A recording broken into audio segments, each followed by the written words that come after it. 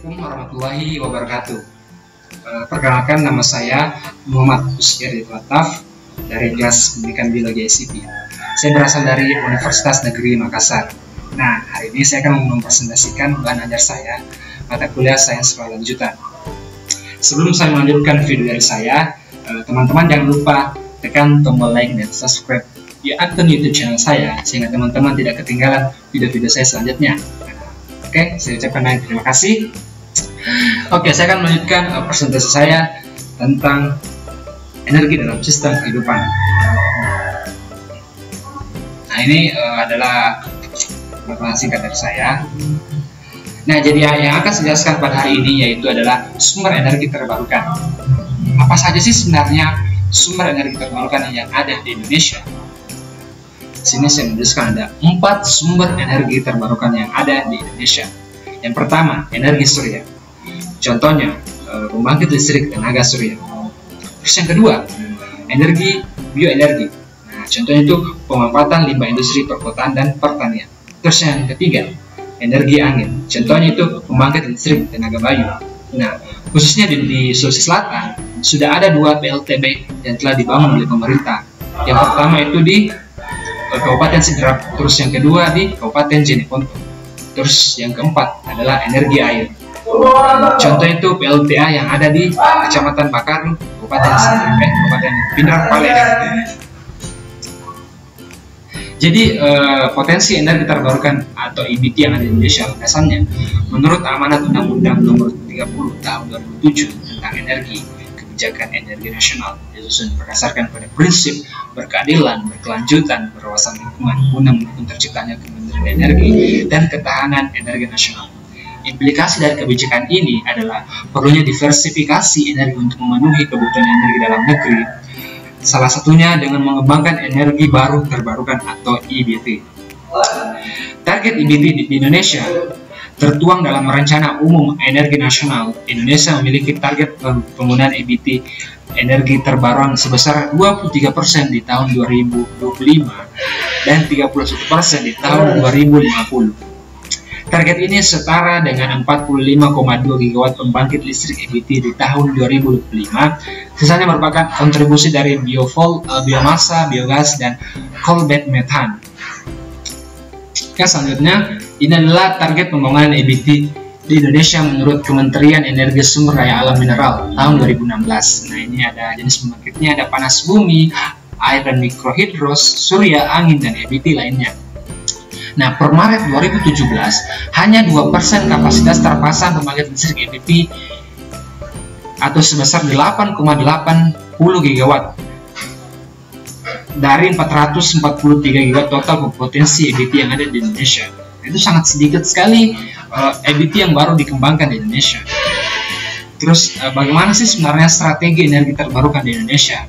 Nah, di sini ada 4 strategi energi terbarukan yang ada di Indonesia. Nah, yang pertama kita harus ketahui potensi energi terbarukan apa saja yang dimiliki oleh Indonesia. Nah, di sini saya akan menjelaskan tentang potensi energi terbarukan apa saja yang dimiliki oleh Indonesia. Nah, potensi energi terbarukan yang dimiliki Indonesia untuk ketenaga listrikan mencapai 443 gigawatt, meliputi panas bumi, air dan mikrohidro, bioenergi surya, angin dan gelombang laut. Potensi tenaga surya di Indonesia memiliki porsi terbesar, lebih dari 270 megawatt, susulan air dan angin.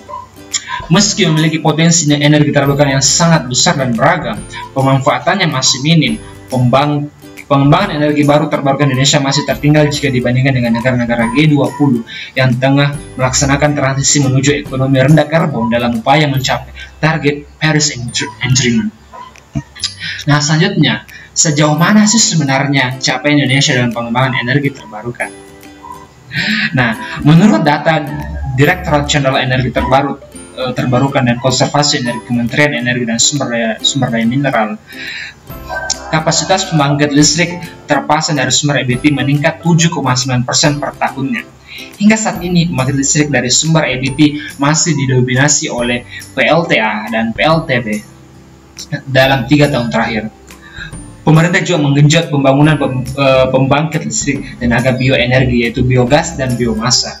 Untuk EBT lain seperti surya dan angin, pembangkit listrik yang dibangun masih terbatas, termasuk diantaranya PLTS tenaga surya yang ada di Kupang dan juga PLTB yang ada di Sidrap, Kabupaten Provinsi Sulawesi Selatan. Selain listrik, penggunaan EBT di Indonesia baru mencakup biodiesel dan sektor transportasi. Terus yang ketiga, tantangan apa saja yang dihadapi dalam pemerataan energi di Indonesia dengan menggunakan energi terbarukan. Nah, di sini sebenarnya ada beberapa tantangan dalam upaya menggunakan akses dan pemerataan energi terbarukan yang ada di Indonesia. Yang pertama, biaya produksi listrik dari pembangkit energi terbarukan masih relatif lebih tinggi sehingga dianggap kurang kompetitif dibandingkan produksi listrik dari pembangkit konvensional. Beberapa komponen untuk pembangkit listrik energi terbarukan juga masih diimpor. Selain memengaruhi harga produksi, juga menjadi tantangan untuk pemeliharaan.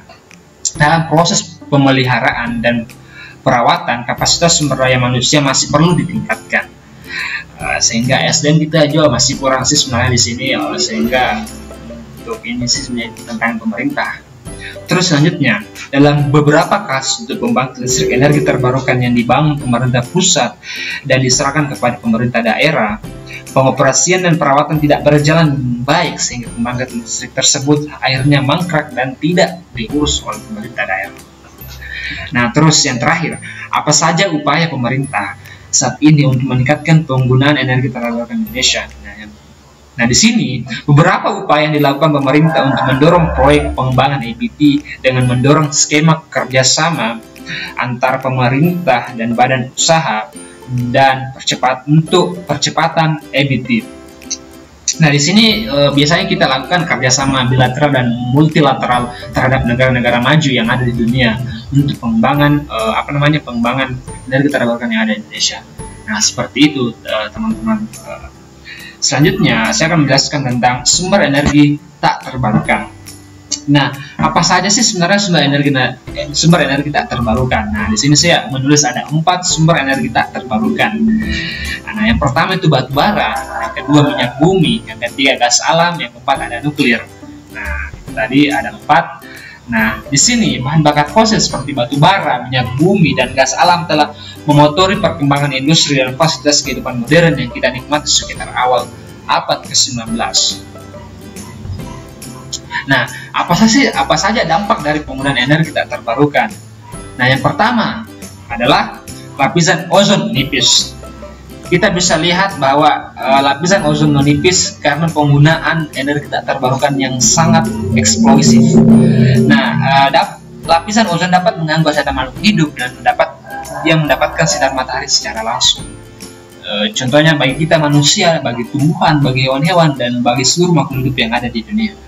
Terus yang kedua, terjadinya hujan asam. Sulfur oksida dan asam nitrat akan bereaksi dengan tetesan air hujan dan menghasilkan hujan asam. Jadi, sulfur oksida dihasilkan dari limbah-limbah dari industri pembangkit listrik dari batu bara dan juga dari misalnya dari gas alam. Nah, itu yang akan bereaksi di lapisan ozon dengan asam nitrat dan akan menghasilkan hujan asam. Terus yang ketiga, efek rumah kaca. Nah, efek rumah kaca ini akan meningkatkan suhu rata-rata di permukaan bumi. Jadi, karena kita menggunakan sumber energi tak terbarukan terlalu banyak, sehingga terjadilah efek rumah kaca yang membuat kenaikan suhu rata-rata di permukaan bumi dan terjadi yang namanya perubahan iklim. Nah, itu kita harus cegah dari sekarang. Terus selanjutnya, kerusakan lingkungan. Ya, tentu saja karena kita menggunakan energi tak terbarukan secara besar-besaran, sehingga membuat kerusakan lingkungan parah seperti terjadinya kerusakan di lingkungan pegunungan, laut maupun daratan. Nah, ini sangat mengganggu jalannya hidup manusia. Nah, itu sangat berbahaya kalau kita tidak bisa mengurangi penggunaan energi tak terbarukan. Selanjutnya saya akan menjelaskan tentang suhu dan perubahannya. Jadi, manusia mengenal panas dan dingin suatu benda melalui suhu. Benda yang dingin dikenal memiliki suhu yang lebih rendah dibanding benda yang panas. Sebaliknya, benda yang panas memiliki suhu yang lebih tinggi dibandingkan benda yang lebih dingin. Seperti itu. Apa sih sebenarnya yang dimaksud dengan suhu? Nah, di sini suhu merupakan istilah yang digunakan untuk menyatakan derajat. Alat ukur yang digunakan menggunakan mengukur suhu adalah termometer.